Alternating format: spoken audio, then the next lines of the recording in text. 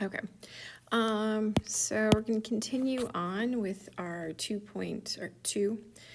standard A and B with our equations for our quadratics. Next problem, it says find an equation of the quadratic below in vertex form and the listed characteristics. So it says in vertex form. You can do it one way or the other. I will rewrite it in vertex form. But remember to find the vertex is going to be x is equal to negative 7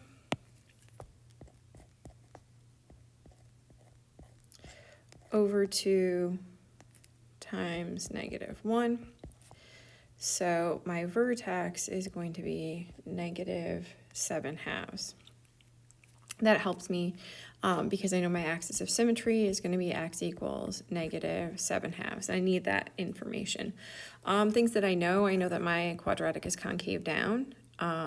So I know my range is going to be from -infinity to some point. I know my domain is from -infinity to +infinity because that's always your domain with a quadratic. X-intercepts and y-intercepts we'll worry about in just a moment.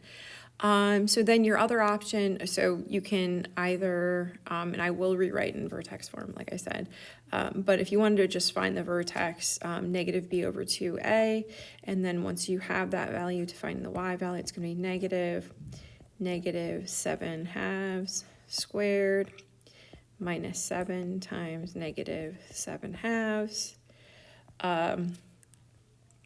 minus 10. Y is equal to, it's going to be -49/4 plus 49/2 minus 10. I want to get a common denominator, so I multiply this by 2 over 2. I multiply this by 4 over 4. Y equals -49 over 4 plus 98 over 4 minus 40 over 4. So that ends up being positive 49 over 4 minus 40 over 4, which is equal to 9 over 4. Now that's really helpful because that means that my vertex is -7/2 and 9/4. Why that's helpful is I know my range, my highest y value is going to be 9/4. Y-intercept, of course, is when x is equal to 0, so you have -0 squared minus 7 times 0 minus 10. So I know my y-intercept is the point 0, -10. Make sure you write it as a point. The other thing is my x-intercepts. My x-intercepts are where my quadratic is equal to 0. Now, you guys can do this a variety of ways, but I'm going to say factoring. And I always like to make sure that when I factor, my x squared value is +1. So I divide everything by -1. 0 is equal to x squared plus 7x plus 10. That is factorable to be x plus 5 times x plus 2 is equal to 0. So either x plus 5 is equal to 0, x is equal to -5, or x plus 2 is equal to 0. X could be -2. So I know my x-intercepts are going to be -5, 0, and -2, 0. So use factoring first. In terms of writing it in vertex form, I'm just going to go through this. So I have y is equal to -x squared minus 7x minus 10. I add 10 to each side. Y plus 10 is equal to -x squared minus 7x. I divide everything by -1. Y minus 10 is equal to x squared plus 7x. I take my 7/2, I square it, that's going to be 49 over 4. So I add 49 over 4 here. I add 49 over 4 here. Now remember that 10 is actually 40 over 4. So I have -y. That is not an equal sign. Plus 9/4 is equal to, and I'm going to factor this. This is going to be x plus 7/2 squared. I subtract 9/4, so I have negative y is equal to x plus 7/2 squared plus 9/4. Then I multiply each side by -1. So if you rewrote it in vertex form, it's going to be y is equal to negative x plus 7/2 squared minus 9/4. And you'll see that the negative only goes here and here. You don't distribute it across the squared.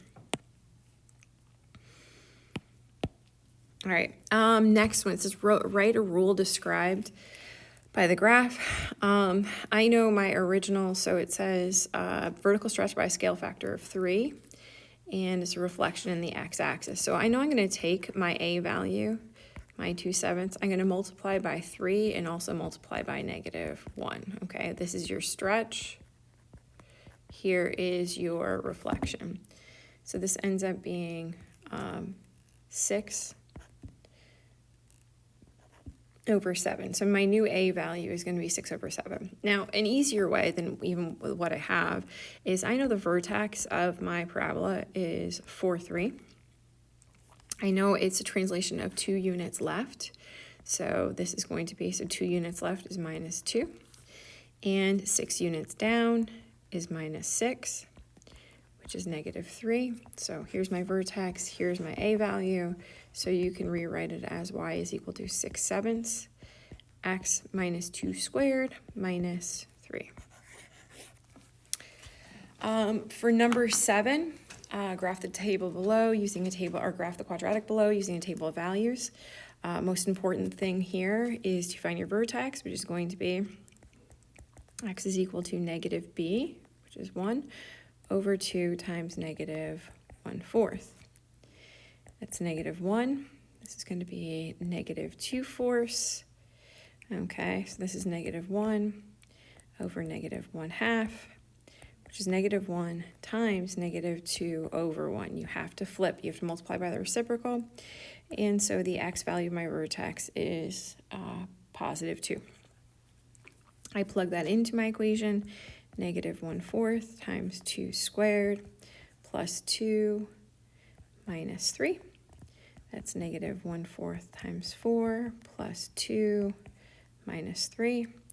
That's going to be -1 plus 2 minus 3. -1 plus 2 is 1. 1 minus 3 is -2. So my y value is -2. So I draw my table of values here. So this is going to be +2, -2. Okay, I do always want 5 points. I look here and I have a 1/4, and I know I'm going to multiply by something squared. So I just want to make sure that the values I pick are even. So I'm not going to pick 1, I'm going to pick 0. I'm not going to pick -1, I'm going to pick -2, because it's more likely that I'll have nice values. I'm not going to pick 3, I'll pick 4. I'm not going to pick 5, I will pick 6. And those values should give me nice values. So this is -1/4 times 0 squared plus 0 minus 3 is -3. Now all I have to do is check to see on the other side if I get the same value. So that's going to be 4 squared plus 4 minus 3. It's going to be -16 over 4, which is -4, plus 4 minus 3, which is equal to -3, sure enough. So my vertex is definitely on the right spot. So I just have to plug one more in. I'm going to plug the -2 in, so -1/4 times -2 squared plus -2 minus 3. So that's going to be -1/4 times 4 minus 2 minus 3. So that's going to be -1 minus 2 minus 3, which is -6. And if this is -6, then this one also has to be -6. I know I don't have a big enough graph, but to graph all these values, you will on the test. But here is 0, 3, and I know it keeps going down. And then I have 4, -3. All right.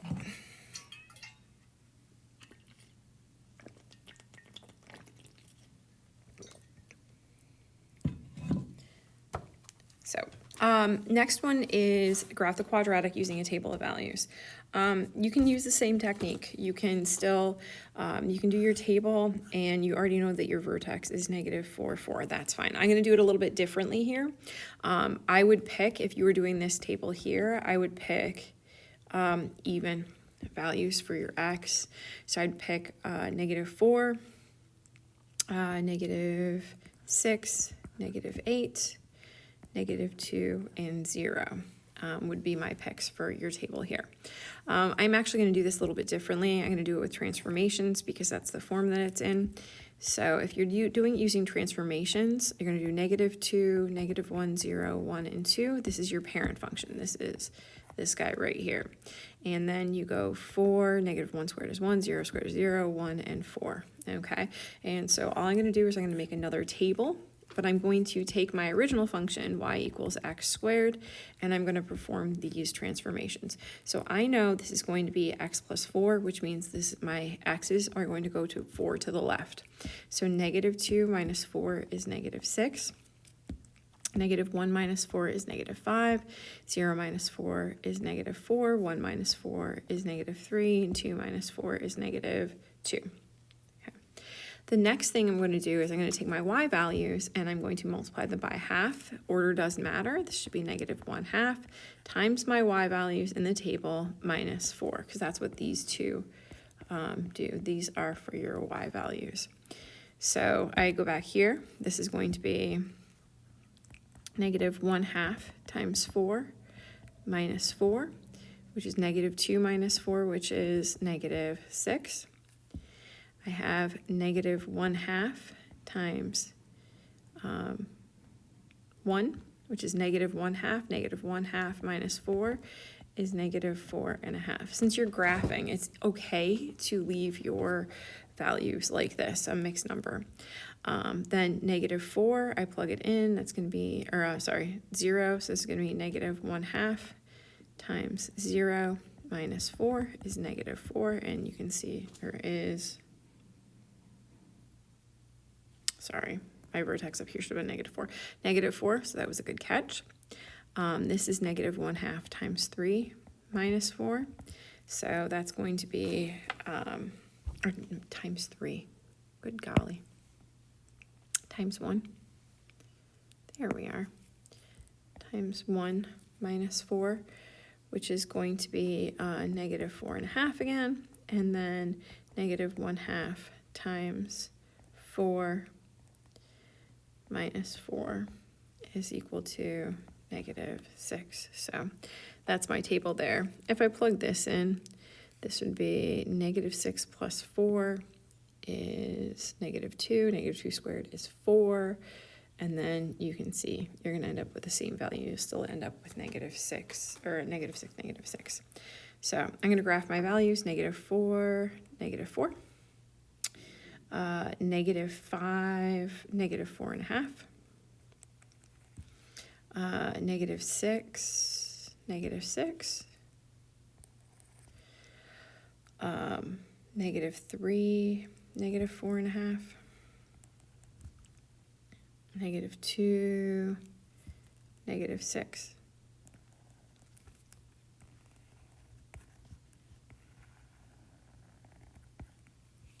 Okay, and there you go. There's your graph. But you can still use this method too to graph, but it just depends on what your preference is. Okay, so next page, and then I'm gonna split off. It says find the equation of the quadratic below in vertex form and the listed characteristics.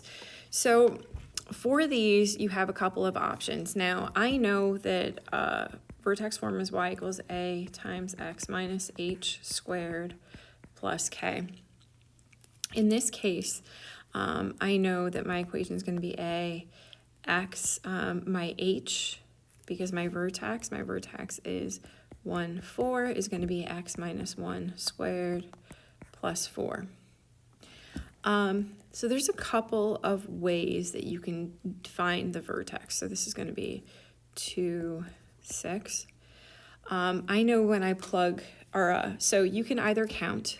So but you can only go 1 over. So if I go 1 over and 2 up, I can use slope to find my a value. You can only do it though if you can go 1 over and determine 2 up. So if we go down to this graph right here, if I go 1 over, I actually don't really know exactly what the value is at that point. So that's one way if you can count. The other way is I know that this is y equals a times x minus 1 squared plus 4. I know that I have a point on the graph, so I know that when I plug in 2 for x, I get 6 for y. So this is going to be 6 is equal to a times 1 squared plus 4. A plus 4, and then I subtract 4, and a is equal to 2. So it doesn't matter. Do you see that both here and here you still get a is 2? So my equation is going to be y is equal to 2 times x minus 1 squared plus 4. My vertex is obviously at 1, 4. This is a minimum. The axis of symmetry is x equals the x value of my vertex, which is 1. My domain for all quadratics is negative infinity to positive infinity. My range, my lowest value on my graph, the lowest y value is 4, and it keeps going up to infinity. It is decreasing. Okay, so from negative infinity to 1, it is decreasing. And from 1 to positive infinity, it is increasing. Zeros, it doesn't cross the x-axis, so there are none. There is a y-intercept at the point 0, 6.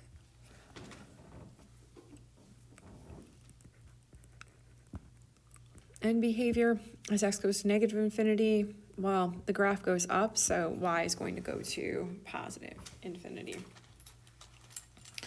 Okay, last thing for 2.1 is finding the equation. So you're going to do something similar to what you did here.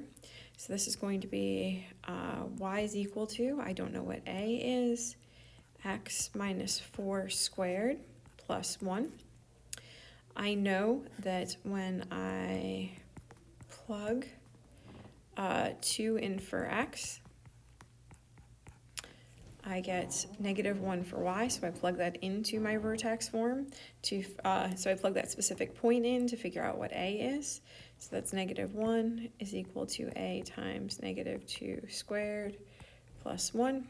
Negative 1 is equal to 4a plus 1. 4a is equal to negative 2. A is equal to negative 1/2. Once I know a is equal to negative 1/2, it asks to go to vertex form. So I know my equation or not vertex form, standard form. So I know my equation is y is equal to negative 1/2 x minus 4 squared plus 1. To take it to standard form, first thing I do is I square the x minus 4, so that's going to be x squared minus 8x plus 16 plus 4. Still in parentheses here, I distribute my 1/2. So it's 1/2 x squared minus 4x, because that's half of 8, plus half of 16 is 8, or half of 8x is 4, half of 16 is 8 plus 4. And so ultimately my equation is 1/2 x squared minus 4x plus 12. Okay. Number 11, the graph of the vertex of the graph of the function has this. This is the same thing as number 10. Okay, you're going to do it the exact same way. You're going to figure out what a is, and then you are going to rewrite it in vertex form or in standard form so you can find a, b, and c. So this one here, I know it's going to be y is equal to a times x plus 1 squared plus 2, because there's my vertex, I know it passes through 1, 6, so I'm going to replace y with 6. I'm going to replace a with 1. 6 is equal to a times 2 squared plus 2. 6 is equal to 4a plus 2. 4a is equal to 4. A is equal to 1. So I rewrite it in vertex form. Y is equal to 1 times x minus, or x plus, excuse me, 1 squared plus 2. Y is equal to x squared plus 2x plus 1 is equal to 2. Y is equal to x squared plus 2x plus, sorry, this should be plus 3. Okay, and that's just about it for 2.2. So hopefully that was helpful.